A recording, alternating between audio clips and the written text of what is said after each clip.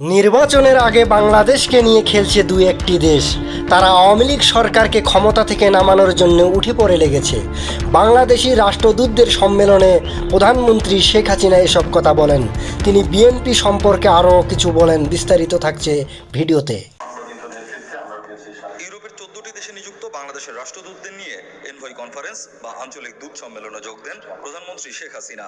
অনেক দেশ এখন এগিয়ে আসছে, কাজে এখন যারাই আসুক, বিশেষ করে উইন্ড এনার্জি এবং সোলার এনার্জি, এটার ব্যাপারে কিন্তু আমাদের উপভোক্ত, কাজে এটা যারাই আসবে বলবেন আমরা তাদেরকে কিন্তু জায়গা দিয়ে দিতে পারবো। মানুষ যখন ভালো আছে, কিছু লোক কেন এত মনোকষ্টে ভোগে, তাদের এই মানসিক দৈন্যতাটা কেন? এদের মধ্যে কোনো দেশপ্রেম নাই, কিছুই নাই। মানবাধিকার যদি সংরক্ষণ করে থাকে সেটা আওয়ামী লীগই করে, আর যারা এখন মানবাধিকার নিয়ে সোচ্চার হয় তারা তো মানুষ খুন করে, তারা অগ্নিসন্ত্রাস করে মানুষ হত্যা করেছে, গ্রেনেড হামলা করেছে, 15ই আগস্টে জাতিপিতা এবং সমস্ত পরিবারকে হত্যা করেছে।